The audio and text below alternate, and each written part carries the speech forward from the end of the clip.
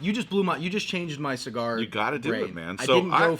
I'll tell you a story Latin about like seasonings and stuff. when I first started doing cigar reviews in my backyard. I was trying to develop my palate the best I could just on my own.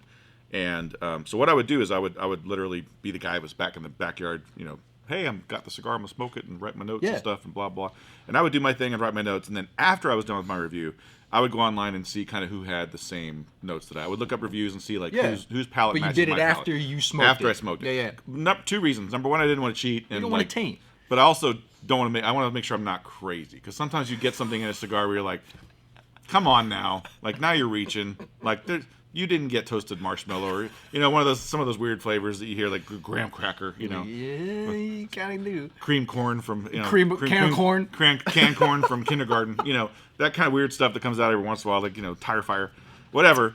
So I would go and look and find and see who kind of matched my palate, and the one that usually matched my palate the most was Cigar Coop.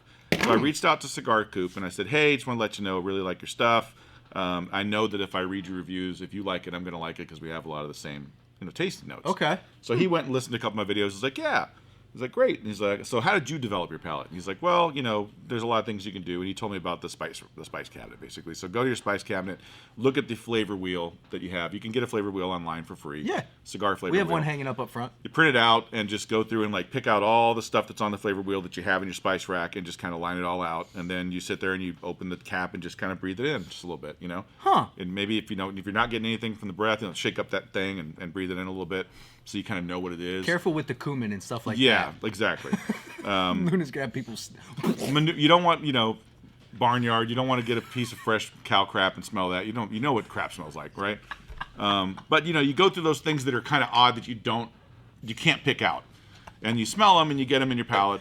Then you go smoke the cigar, and you'll start to pick up those things as you progress and grow your palate. So okay. that's what I did. That's really interesting advice. Yeah, it really helped me to kind of figure out like what I was getting. Yeah, like if you think you're getting cinnamon out of a cigar, like right. Yeah, give the cinnamon a whiff, or even like a little. Yeah, exactly. That's that's not just a a bad way to idea. do it. So, and as you become acquainted with all the different flavors and stuff like that, it'll just kind of help you open your palate. Also, make sure you have a clean palate when you smoke a cigar. So, a lot of things you can do for that. Lemon water is one. I learned that fennel seeds will. Fennel seeds. Yeah, if you get like a handful of fennel seeds, just like 5 or 6 fennel seeds, and chew on them. You don't have to swallow them or anything. Just chew on them and then spit them out, and then rinse your mouth with water. It just wipes the palate. Huh. It tastes like licorice, but yeah, it's like fresh right after that. Yeah. Like anise, like black licorice? Yeah. Okay. Huh. Yep. Well, there So you can do guys that. go, man. You Clean got your palate. some palate tips from Brandon Luna from McAuliffe, man. Yep. That's so that's cool. what I did. So I just grew my palate that way, and that helped me to kind of do better reviews, I think. And one of my most proud moments was I did a review of, I think it was the Headley Grange.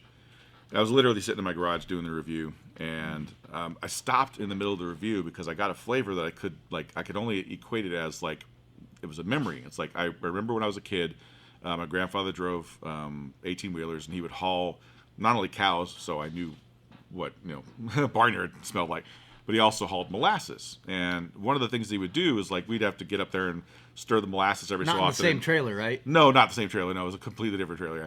But one of the things he had to do is he'd push a button and it would stir the molasses, or I could get up on top of the thing, which when you're a kid you want to get up on top of an 18-wheeler and pop the top and stick this like stick down there and stir it. So I would do that, and I would get hit with this like just a rush of like hot metal and molasses, this smell that would hit me. And I remember it would like get stuck on your clothes, and you would smell like that for a couple of days. It was just a very sickly kind of sweet, hot metal molasses smell. And I was smoking that Headley Grange, and I'm like stopped in the middle of reviewing it. I'm like, I got to say something here, and this is kind of weird, and maybe you're going to think I'm crazy. But every once in a while you smoke a cigar, and it brings back a memory of something. And it brought back that memory of those summers with my grandfather and that very specific metal kind of, molasses smell. And I equate that with this cigar now. So that's kind of cool that this cigar is going to remind me of my grandfather every time I smoke it. So I did that review, and I put it out there, and like a couple of weeks later I get contacted by John direct. He's like, hey, contact me about that review. And I'm like, oh, crap, what did I do? Like, was I not supposed to put the review out? Like, did I molasses steal fire? What? Yeah, right. Yeah. And he's like, hey, I just want to thank you for that review. Like, he goes, it's really cool that you had that memory breakdown in the middle. He goes, that's why we do it, man. It's just neat to hear those stories. Dang. Yeah, so that was neat. I mean, it made me feel kind of warm and fuzzy. Like, oh, I know what I'm doing now. That's awesome, man. Yep.